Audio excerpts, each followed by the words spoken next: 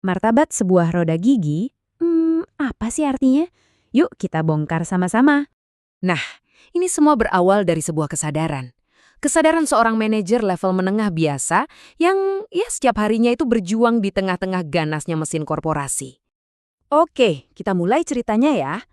Coba dibayangin posisi tokoh utama kita ini.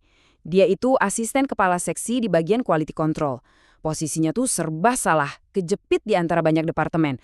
Desain dan produksi, penjualan dan pembelian, dia ada di tengah-tengah semuanya. Wewenangnya nggak ada, tapi tanggung jawabnya, paling besar. Jadi ya, selama lebih dari 20 tahun, dia itu benar-benar jadi sandwich. Terjepit di antara lapangan dan tim desain, tim sales dan purchasing, bahkan antara kantor pusat sama subkontraktor. Kebayangkan tekanannya, dia itu ibarat roda gigi kecil yang harus terus berputar di dalam mesin raksasa yang super rumit.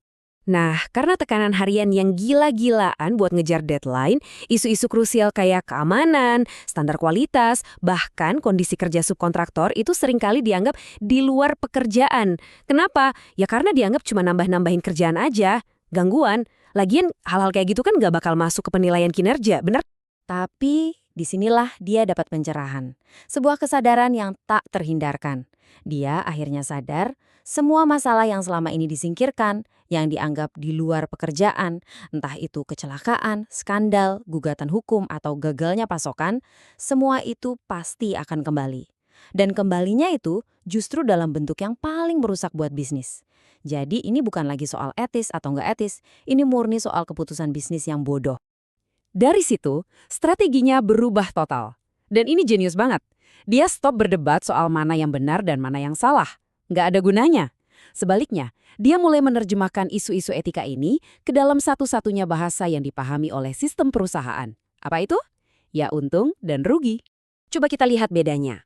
Dulu, mungkin dia akan bilang, ini berbahaya, atau ini nggak manusiawi. Nggak efektif kan? Sekarang, dia menerjemahkannya.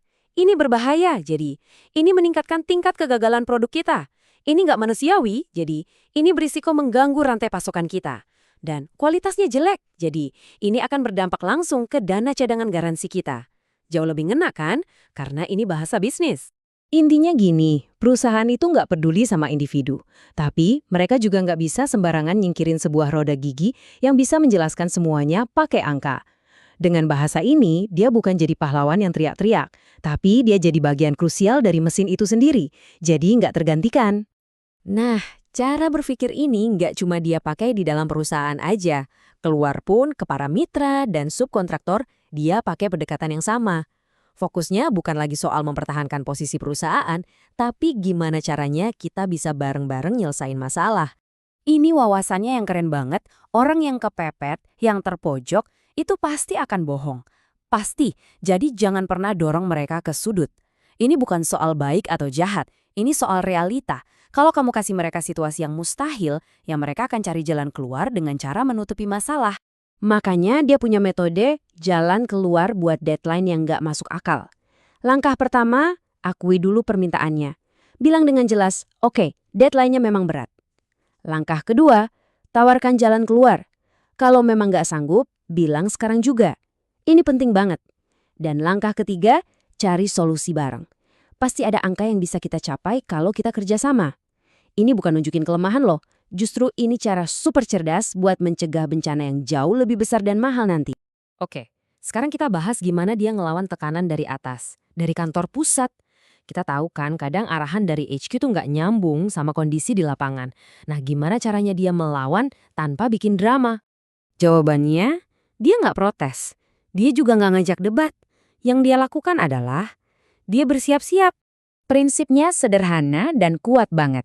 Jangan teriak, jangan ngeluh, jadilah roda gigi yang bisa menjelaskan.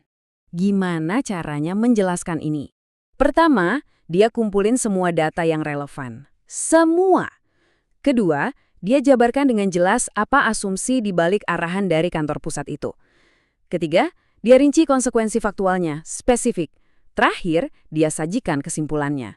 Bukan opini, tapi fakta. Kalau pakai metrik ini, bagian ini akan hancur dengan cara seperti ini. Taktis banget kan? Nggak bisa dibantah. Nah, setelah bertahun-tahun kerja keras dalam senyap, apa hasilnya? Apa kemenangan yang dia dapat? Perlu diingat ya, pekerjaan yang dia lindungi mati-matian ini, standar keamanan, proses inspeksi, dokumentasi, itu semua pekerjaan yang kelihatannya nggak menghasilkan profit sama sekali. Boring lah istilahnya. Sampai suatu hari, bertahun-tahun kemudian, sebuah skandal kualitas besar menghancurkan kompetitor utama mereka. Tiba-tiba, semua yang dia lakukan selama ini jadi masuk akal, terbukti benar. Dan yang tersisa cuma satu, perusahaan membosankan tempat dia bekerja. Inilah kemenangan sunyinya. Pada akhirnya, metrik yang paling penting itu bukan laba kuartalan, tapi bertahan hidup. Survival. Dan ini membawa kita ke inti dari semuanya. Martabat sebuah roda gigi itu bukan soal menolak perannya, bukan soal memberontak, tapi soal kebijaksanaan untuk tidak hancur saat menjalankan peran itu, bertahan dan berfungsi dengan pintar di dalam sistem. Orang ini nggak pernah jadi pahlawan, nggak ada yang tahu namanya. Tapi karyanya, sistem yang dia bangun, perusahaannya, itu semua bertahan. Jadi pertanyaannya buat kita semua, apa sih ukuran dampak kita yang sebenarnya? Coba deh kita renungkan.